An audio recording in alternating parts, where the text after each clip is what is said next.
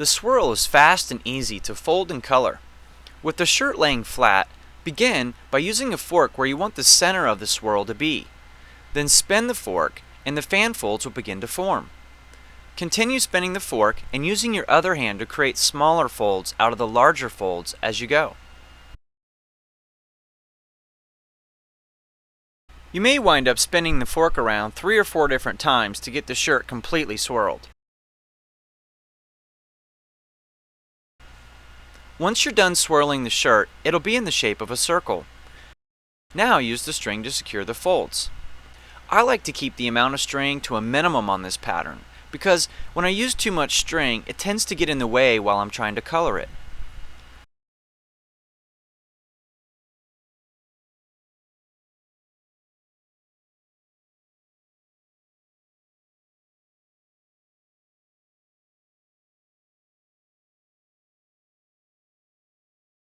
To color the swirl, apply the dye in pie shapes.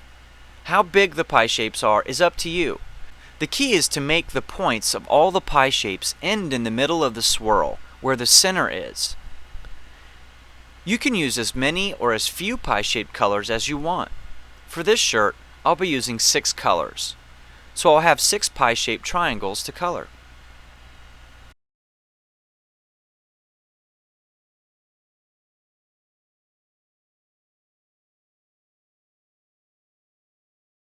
Once I have all the colors in place on side 1, I flip the cotton over and repeat the process on side 2.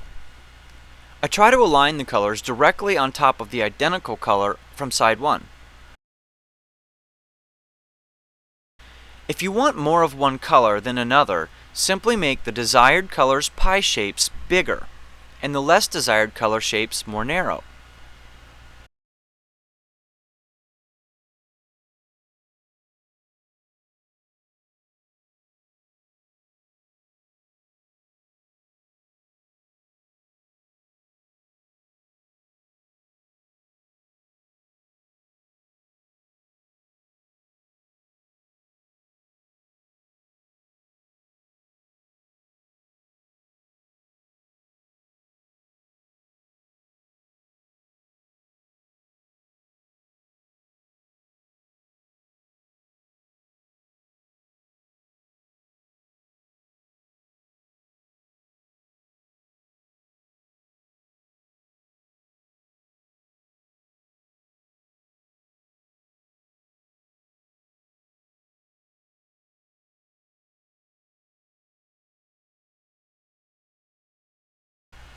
Another popular way to color the swirl is to have black stripes on it.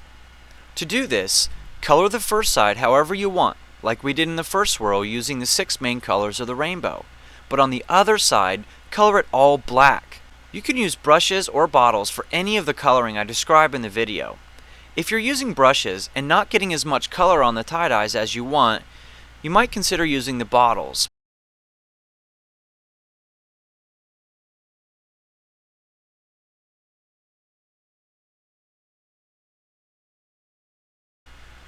This last variation of the swirl involves combining a symmetrical fold with a swirl. I call this the spider pattern. Begin by folding the shirt in half horizontally. Then put the fork near the symmetrical fold. Before you begin to swirl, you need to note which direction you're going to need to spin the fork. It can either go clockwise or counterclockwise. So when you're facing a shirt that's folded in half and you're going to make a spider pattern, if the sleeves are on the right, you'll need to spin the fork counterclockwise. And if the sleeves are on the left, you'll need to spin the fork clockwise.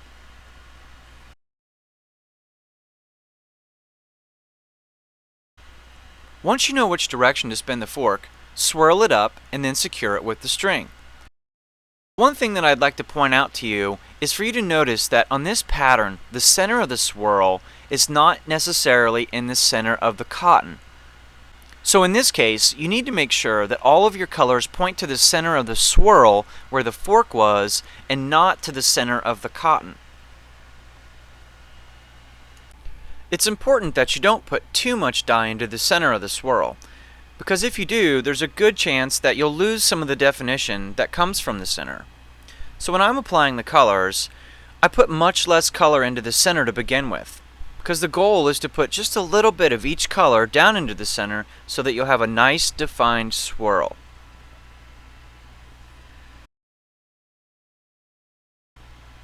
Now that side 1 is completely colored, flip the cotton over and color the other side all black. Notice how much more black gets applied when I use the bottle instead of a brush to apply the dye. Now, like on side 1, it's important that you don't put too much black dye into the center of the shirt, because too much black in the center can cover up the colors in the center of side 1. The last thing I'd like to tell you is that when I set the colored tie-dye aside to wait for it to process, I like to lay the cotton so that the black side is on the table. This way, if the dyes are going to bleed or run because of gravity, the colors from side 1 will bleed down towards the black instead of the black bleeding down towards the colors. And that's it. You're done.